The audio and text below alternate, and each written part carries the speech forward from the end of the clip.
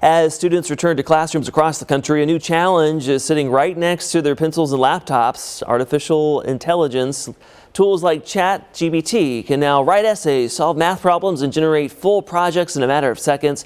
And that creates pressing questions for educators, parents, and policymakers. We welcome live to the show this morning Elijah Clark, marketing instructor at TCU's Neely School of Business. Good morning to you. Good morning. Thanks for having me. Yeah, thanks for your time. What are some practical steps teachers can take right now to go ahead and set those boundaries and integrate AI in learning?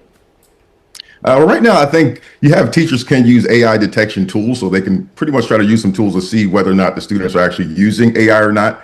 You can combine that with some oral checks or maybe some project-based assessments, or you can just shift grading towards critical thinking. Maybe take it away from the more memorization of facts and maybe take it towards projects or doing something that's hands-on. One thing we do know about AI is it does not have fingers or hands, so that's something that the students could do that AI cannot do or help them with.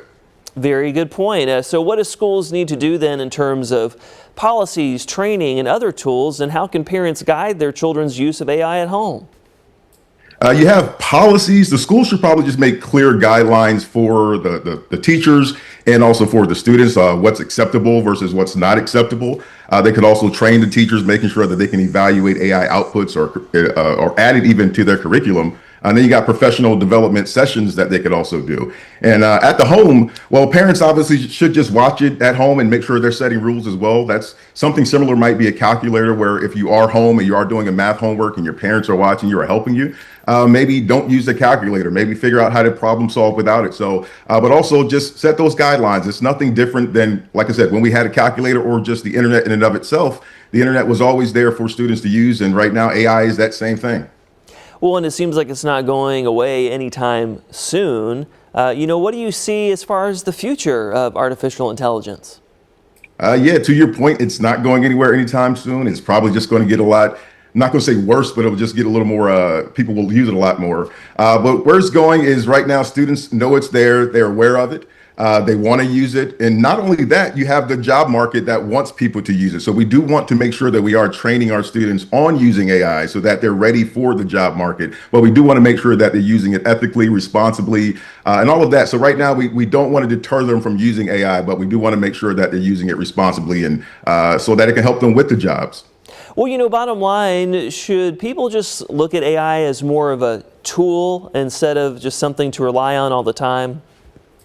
I think we should. It reminds me kind of Google, where we had Google search, and we still have Google search, but we have Google right now. And typically when we type something inside of Google, it gives us responses back in multiple websites where we have to determine which website and which information we want to use and which makes the most sense. And the problem we have right now with AI is once you type something into something like ChatGPT or Claude or Gemini, the problem is that it gives you an answer more so than questions, more so than you clicking and finding the answer. So we do have to use AI as a tool because it should not give us full answers. It has to be similar to the way we use Google, where we have options, it gives us information, and we have to determine what's right and what's wrong and what makes the most sense. The problem with students is that students don't know right now what's right or what's wrong, and they're using AI to give them answers or what they think is answers. Yeah, that's right. AI is only as good as the database of information it's pulling from. Where can our viewers learn more information? They can learn more information. Obviously, we can go to ChatGPT. There's websites like that. There's also Google, where you can go and get information directly from there. There's a lot of websites you can go to. LinkedIn Learning is a way we can learn more about that. YouTube itself. But also you can go take college classes. Even TCU has classes on AI. So there's a lot of things that you could be doing to develop your knowledge there. Yeah, very interesting and good points to consider in this new school year. Thank you for your time. Thank you.